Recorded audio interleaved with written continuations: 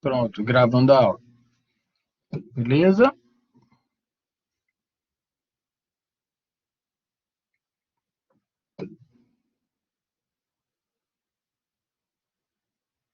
Isso, eu levei um bocado lá pro pessoal. Tem até algumas fotos aí. Mas aqui vocês vão conseguir visualizar as indicações.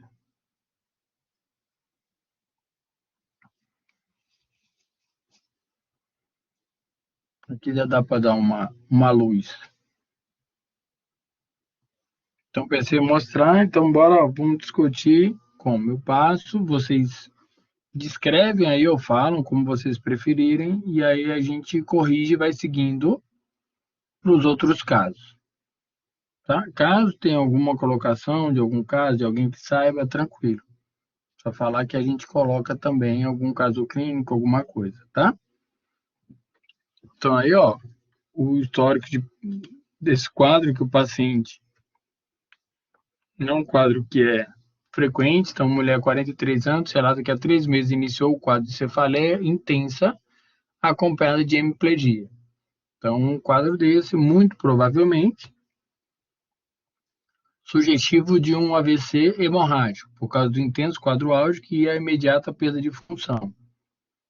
Então, ao buscar atendimento médico, de fato foi diagnosticado o AVC hemorrágico, foi encaminhado para a fisioterapia, com intensa espasticidade e limitação de movimento do membro superior esquerdo. Então, qual a melhor órtese que nós poderíamos utilizar para quebrar esse padrão flexor de membro superior esquerdo? Então, não é uma órtese, né? A gente não quer para facilitar a EVD, a gente não quer para evitar quadro álgico, a gente quer para corrigir, para evitar esse padrão flexor. E aí, quem levanta uma hipótese? Aí escrevam com o nome ou queiram, podem falar.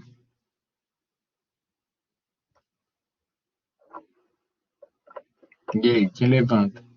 Viram o vídeo? Eu demorei um pouquinho para colocar lá no YouTube, viu? Aí eu coloquei já toda a parte de órtese lá também. Órtese para tronco, né, para cervical, para tronco, para membros superiores e membros inferiores. Tá? Estão lá também no YouTube. Todos têm um link? Tem, né? Acho que já perguntei 1000 vezes isso. Eu estou perguntando porque tá lá, estão lá todas as aulas, tá? E aí, alguém tem alguma sugestão? Escrevam aí, pensem aí, escrevam aí ou falem.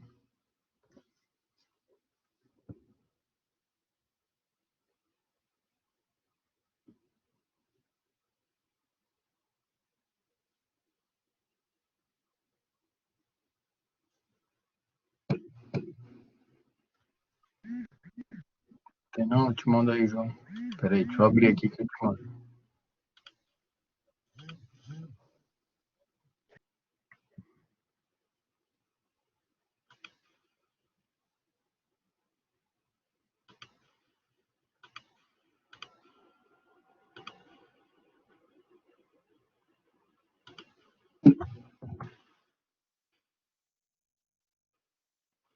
Então, ó, órtese pode ser. Então, órtese de posicionamento, né, de punho, mão e dedo. Um outro nome que pode ser dado, órtese de repouso dorsal. Também vocês vão encontrar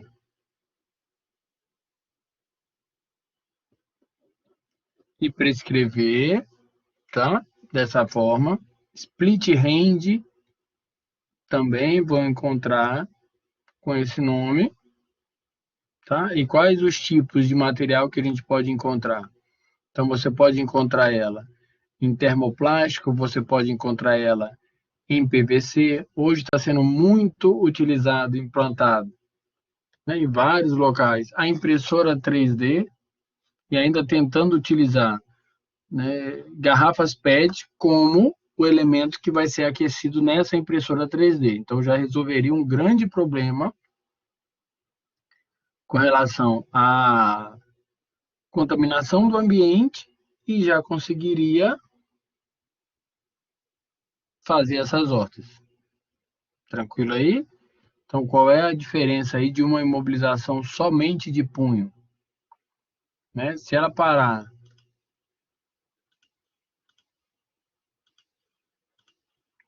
se a gente encontrar uma horta, como nós vimos, ó, que chega até aqui e não limita o punho, ela não vai ter função. Por que que aqui, Anca, muito bem observado, ó, ainda está em flexão? Porque às vezes um quadro como esse aqui, a gente não consegue corrigir de imediato. Vou mostrar um vídeo aqui de um paciente, só para que vocês tenham, às vezes, a dimensão de um comprometimento que o paciente pode chegar. Então, esse vídeo desse paciente que eu vou mostrar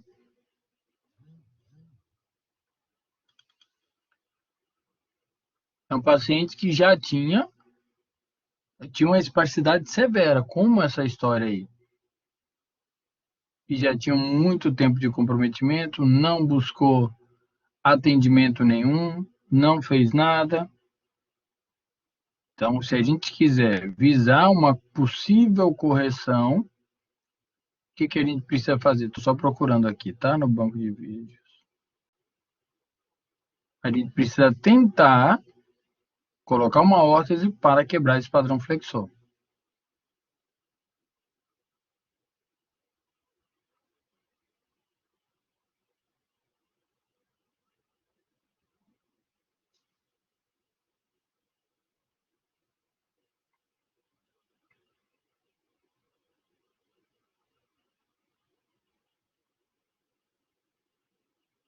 Aí.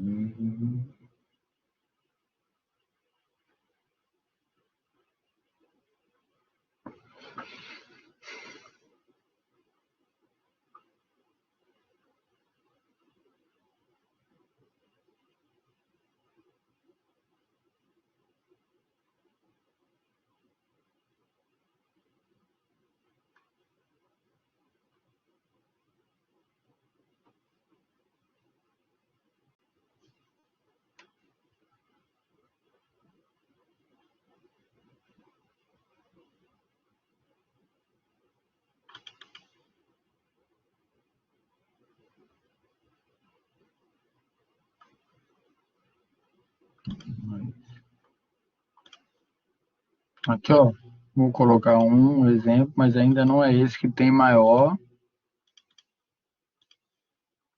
Então, ó, um jovem com esse quadro. Então, o paciente tem flexão dos dedos e tem vários outros comprometimentos, né? Pé equino. Então, o ideal é que a gente coloque uma órtese para que ele não tenha uma limitação tão grande de encurtamento que a gente não consiga corrigir. Ele ainda não está com um padrão tão intenso, não, tá? Mas em função da idade, é melhor que a gente já coloque, tire para fazer a fisioterapia, porque senão ele fica com uma grande limitação e não consegue depois fazer a extensão de punho de jeito nenhum. O quadro desse jovem aí é um quadro de microcefalia, né, com porencefalia. Então o cérebro está bem comprometido.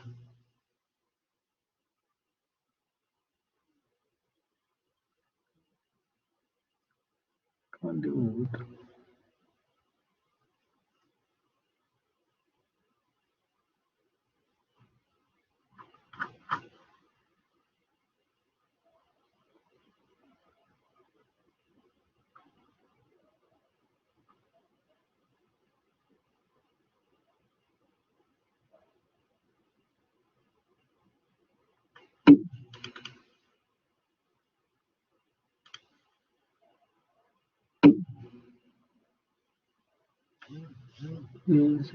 Isso ali para ganhar controle de tronco, tá? Então exercício ali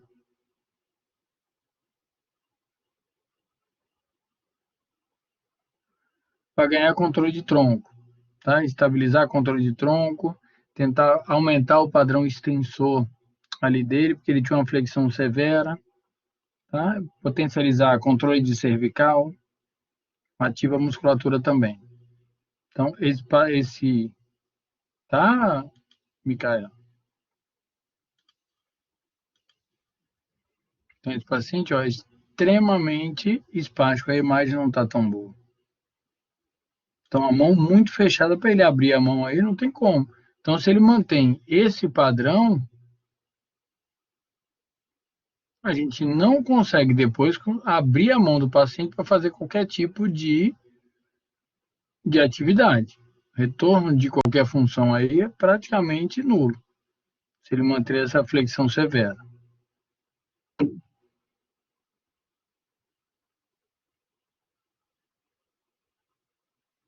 Pois é, Micaela, excelente pergunta. E aí, galera, o que vocês acham?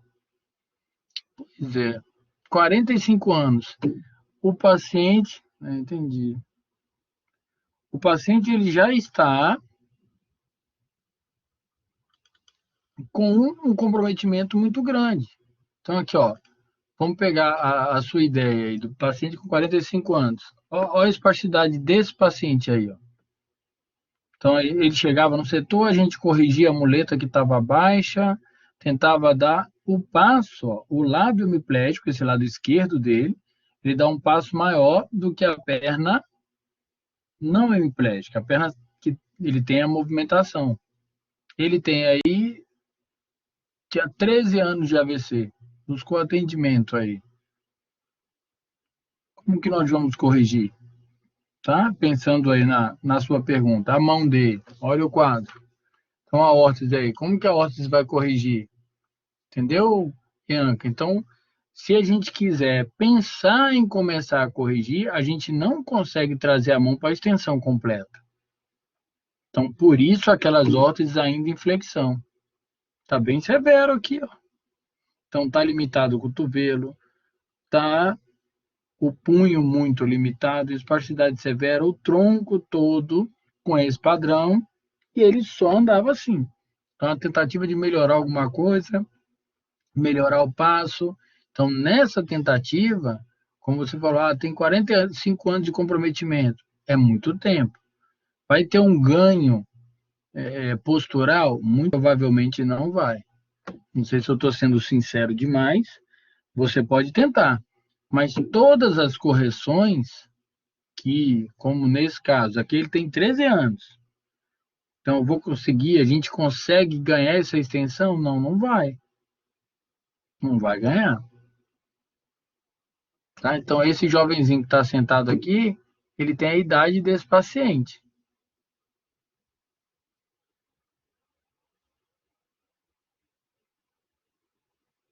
Isso, tá todo alterado. O centro de gravidade está alterado, o controle postural está alterado. O dano da paralisia cerebral, em qual área do controle motor foi comprometido? Então, a gente também tem que lembrar disso. Núcleo da base, cerebelo, qual o tipo de paralisia cerebral? Porque às vezes ele tem um comprometimento aí que lesou o núcleo da base, então a gente já sabe que a memória de movimento ele não vai fazer direito. Então, o que ele conseguiu adquirir ao longo desses 45 anos, pense em um conjunto, um núcleo da base normal, para a gente aprender uma nova modalidade hoje. Ninguém nunca fez, ninguém nunca andou de bicicleta, mas agora a gente quer empinar a bicicleta. Primeiro você tem que aprender a andar, depois você vai ter que ter uma boa capacidade de andar normal, ganhar memória de movimento em núcleo da base para depois pensar em empinar a bicicleta. É o mesmo mecanismo aí. Vamos controlar o tronco. Beleza, vamos ver se ele tem núcleo da base para salvar esses dados, se ele tem a zona medial do cerebelo para corrigir equilíbrio e postura, porque tem jovem que não tem, tá? Pois é. Então, é difícil. Esse jovenzinho sentado aí, ele tem microcefalia. Qual tipo de microcefalia? Lisencefalia. O cérebro dele é todo lisinho. A gente conseguiu, nessa época aí, ele estava com 13 anos. estávamos com bom controle de tronco e já conseguindo colocar ele em pé. Então ele sentava e saía de sedestação para ortostase. Conseguimos isso com 13 anos. Por quê? Porque ele não tinha uma área cerebral que pudesse fazer isso. Uma atrofia de todo o cérebro, tá? Então essa, não sei se vai, você pode tentar, mas não sei o quanto de desgaste você vai gerar tentando reverter esse quadro de 45 anos, tá? Aqui, ó, vamos tentar ganhar esse arco do braço dele. A gente nem tentou. Se a gente fosse tentar, por que a gente não tentou? Porque a nossa prioridade era melhorar a marcha que estava dando maior desgaste para ele nas atividades de vida diária. A mão, além de ser a esquerda, que não era dominante, então já tem uma grande tendência à negligência do segmento, então ele havia negligenciado completamente o segmento. Então a gente investiu no membro inferior para melhorar a marcha, para dar independência para ele. Caso a gente quisesse usar, ó, começaria com a órtese, acho que não chegaria nem a essa extensão de punho aqui não. Então a gente teria que fazer uma em flexão abrindo os dedos. E depois fazendo seriado, subindo um pouquinho para ver se a gente conseguiria ganhar. Até chegar no ideal aqui, ó, que é a posição neutra, extensão completa aí. Se ele tivesse pelo menos colocado isso na época do AVC, a gente teria uma esperança maior em um retorno da função. Por quê? Quanto menos atividade aquele segmento tiver, menos estímulo ele recebe, mais ele vai ser negligenciado. E ainda falando da sua pergunta, Micaela, e mais o cérebro se reorganiza negligenciando essa região. Então, a neuroplasticidade ela é capaz de fazer isso também. Então, a gente tem que estimular para que isso seja evitado. Tranquilo aí? Então, ó, elas todas têm, né, o mesmo nome. Então, de repouso dorsal, tá? Porque ele está mantendo essa região de repouso. Split hand, tá? Um apoio aí na mão. Beleza? Ou tem muita gente que ainda utiliza tala ou calha de punho. Tranquilo? Tudo em paz aí, né?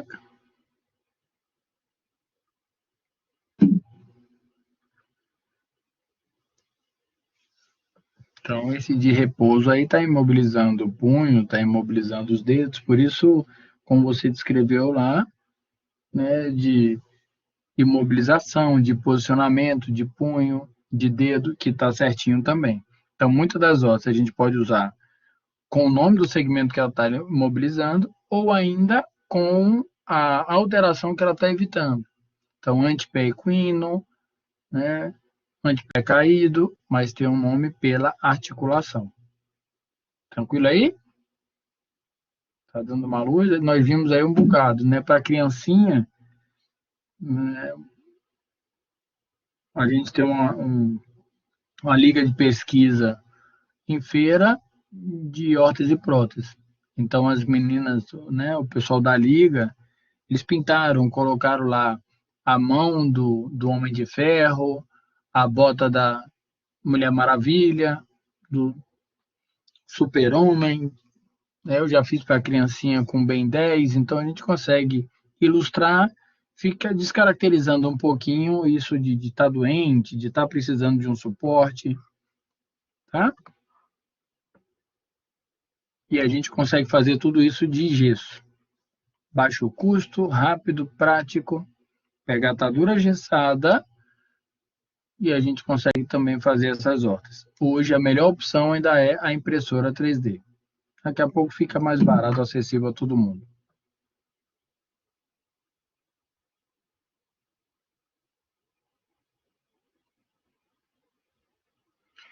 Estão todos aqui, ó. Deixa eu botar aqui.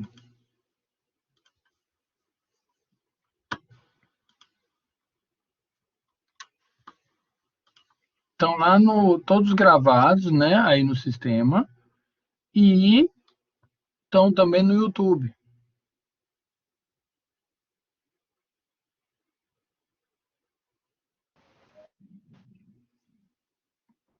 Tranquilo? Aí pode ver na gravação ou aí no YouTube, tá?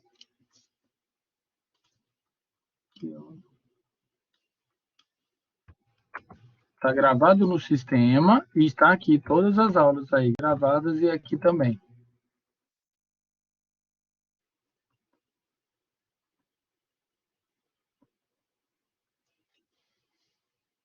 Posso passar um outro aqui? Tranquilo aí, Emanuel?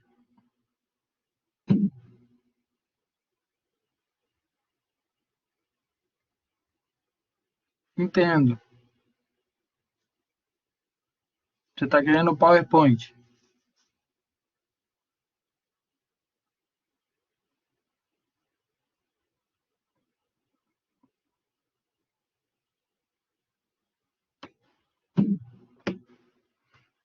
Estou muito animado em passar, não. Mas eu vou pensar. Beleza?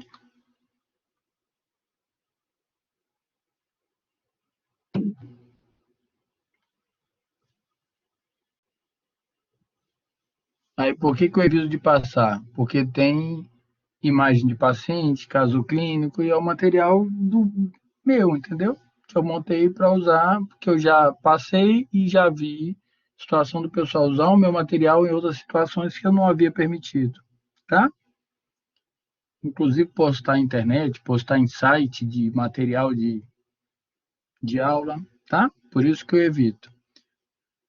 Uso da muleta, então o que que é o ideal, tá? A muleta, a gente tem que pedir que o paciente utilize como? O paciente está hemiplégico, né? Está com a dificuldade, não vamos botar hemiplégico, está com a dificuldade de movimentação do joelho, né? Por uma limitação do joelho esquerdo.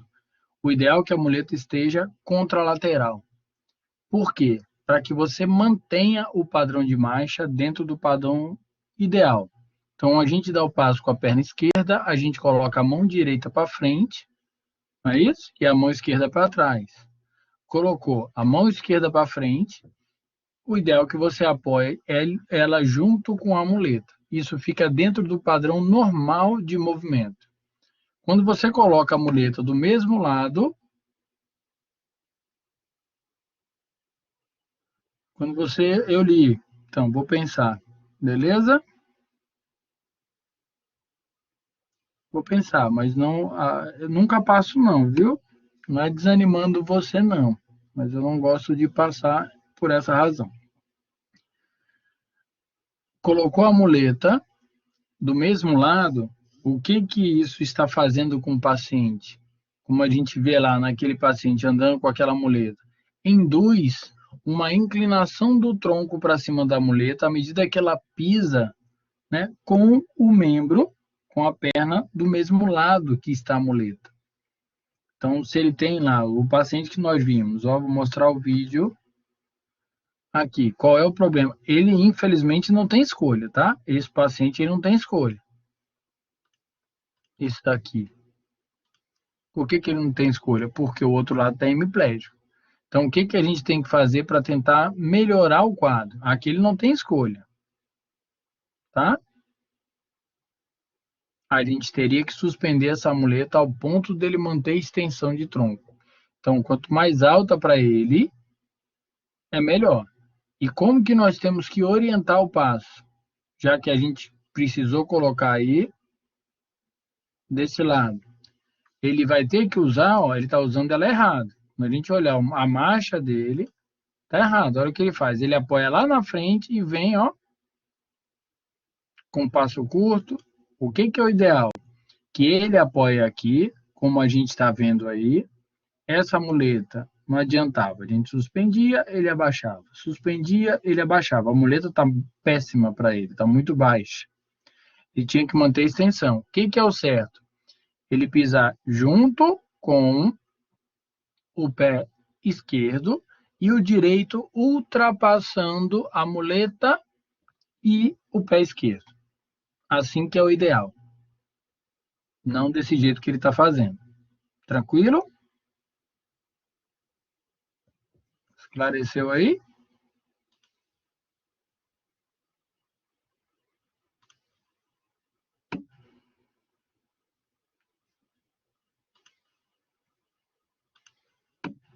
Beleza. Posso sim. Eu li agora, depois que eu tirei.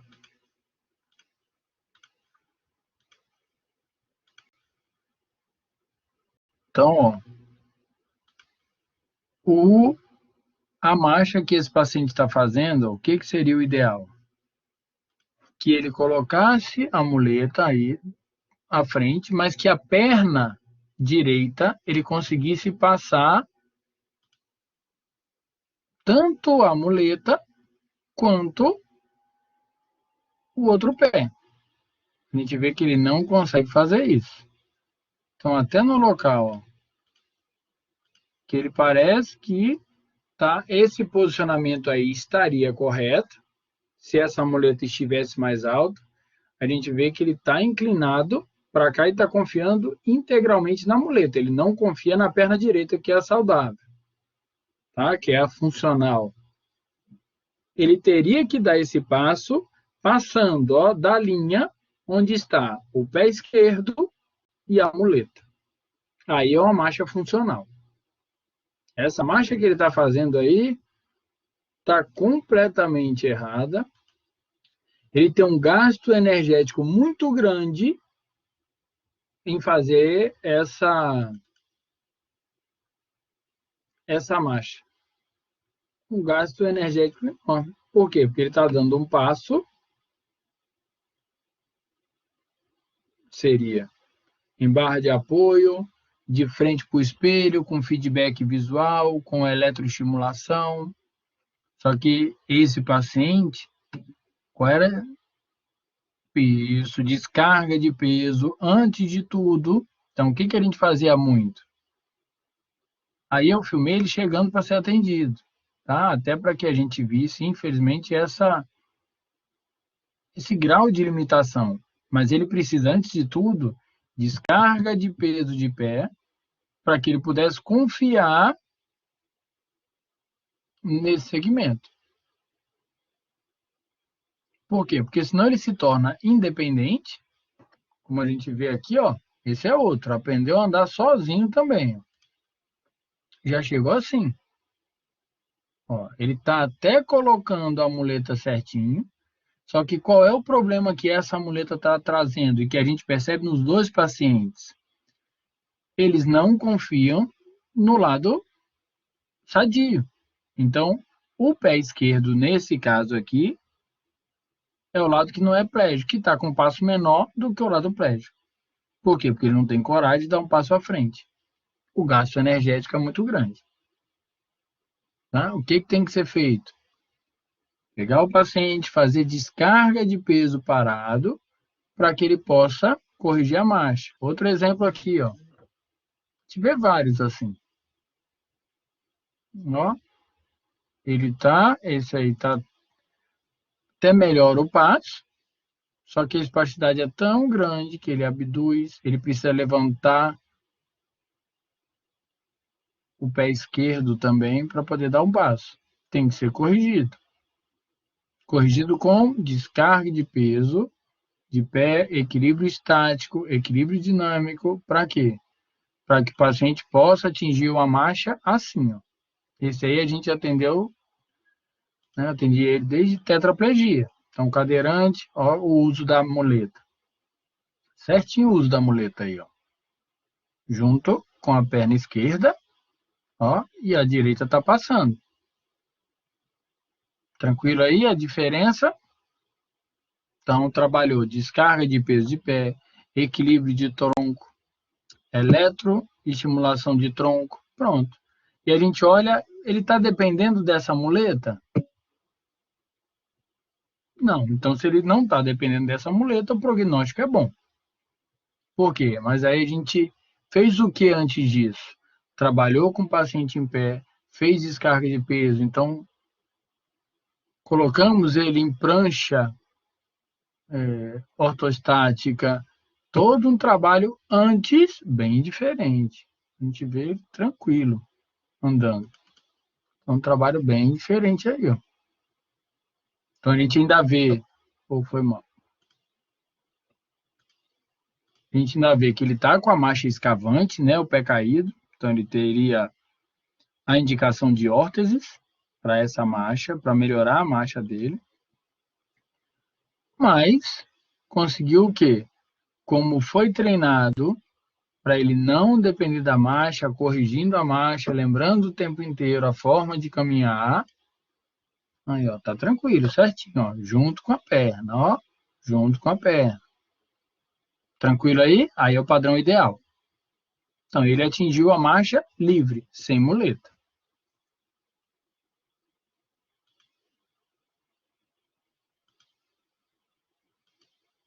Então, a muleta ela é ótima, mas o paciente depender da muleta é péssimo.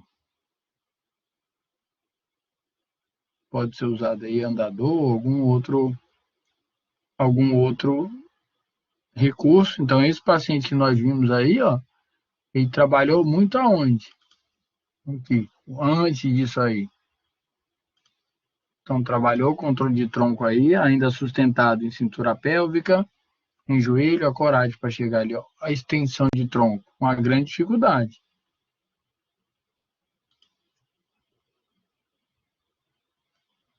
Fez tudo isso, trabalhou hidro,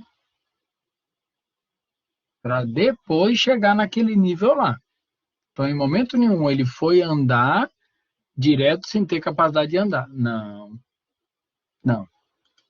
Pediu para ele ter uma calma para atingir esse nível funcional quando pudesse fazer. Então, aí foi uma das primeiras vezes que ele conseguiu ficar em pé. À medida que a água vai descendo, vai tirando, né, o efeito da flutuação, a capacidade dele de sustentar, ele não tinha. Então, aí a gente ainda vê atrofia grande na mão, né? Ele teve Guillain-Barré.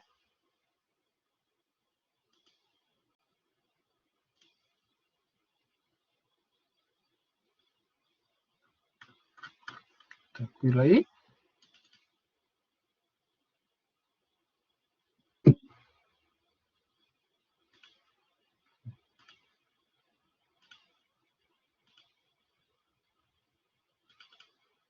Vamos ver outra aqui. Isso, todo um processo. Então, a gente vê esse quadro. Então, o que as órteses tendem a fazer? Facilitar esse processo, diminuir o caminho. Ah, físio é bom demais.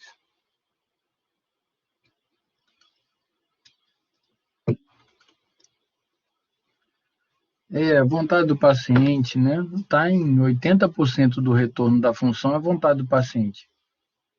A gente está ajudando muito, está lá com 20%, que é o quê?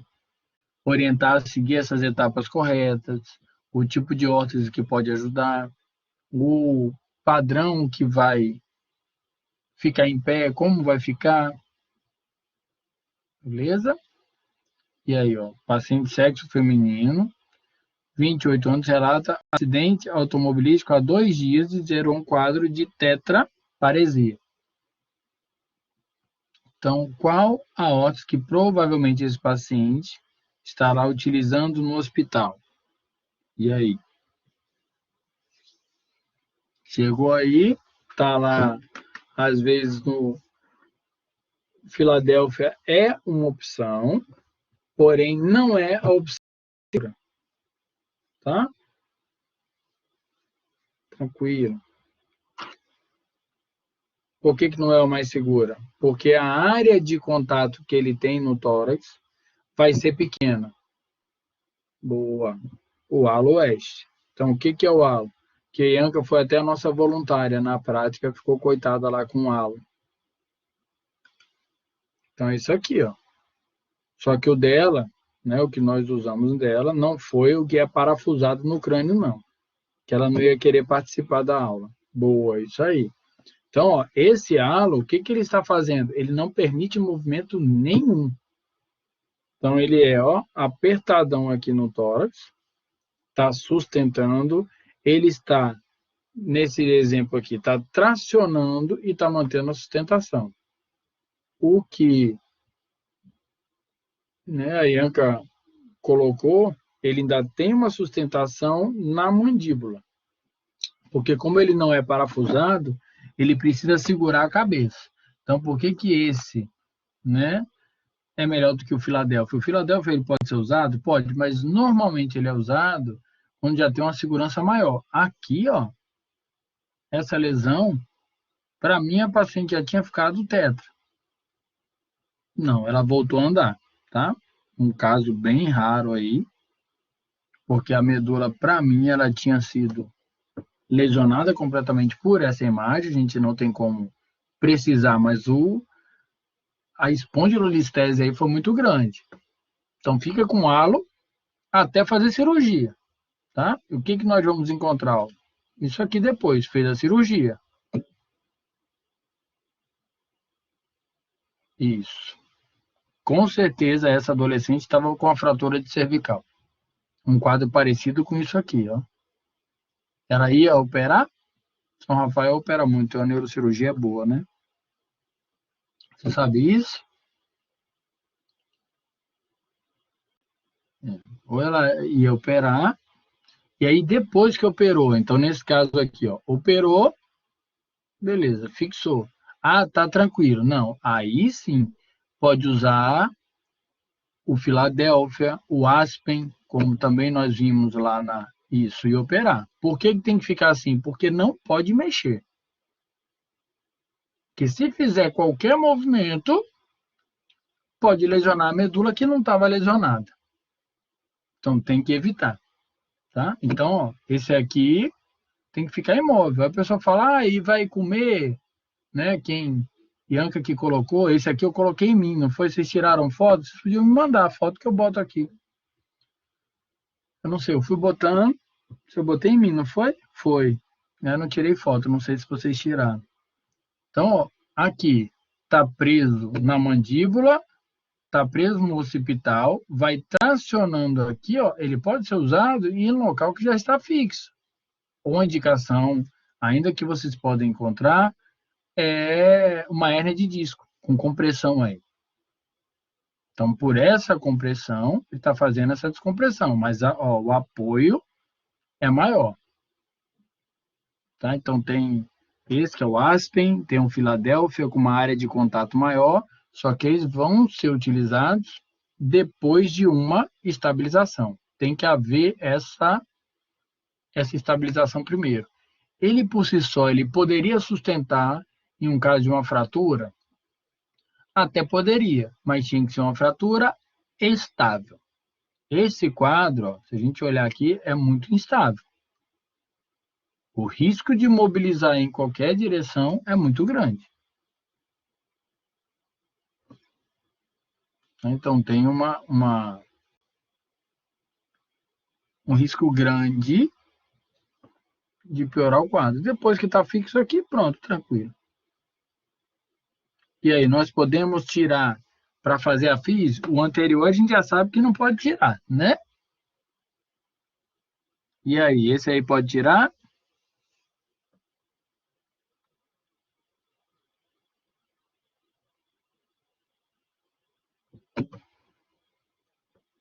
Então, se tiver no pós-operatório recente, não pode tirar. Então, vai ter que, quero fazer um trabalho de tronco, pode fazer com ele, tá? Evitando forçar a cervical, mas depois que já estiver consolidado aí, que receber a alta médica, pronto. Pode tirar, fazer a fisioterapia e recolocar. O que eu faço às vezes com os pacientes é o quê? Retiro para fazer a fisioterapia e peço que ele utilize para locomoção. Então, para ir para o setor, para poder fazer essa locomoção. Tá tranquilo? Tudo em paz aí? Sim. Pronto, vocês têm outra aula agora, né? 8h40? 8h30? Que horas que é? É agora, né? 4, nem sei. 4, 5. Beleza, galera? Semana que vem a gente segue com mais casos. Tranquilo? E o pessoal de manhã, eu vou fazer de manhã normal lá. Tranquilo. Tá certo? Tá bom, então. Beijo, boa noite. Valeu, boa noite. A prova vai ser na semana de prova lá, tá?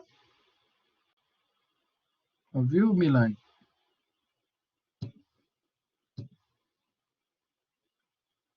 O Socrative é atividade de 40 pontos, tá?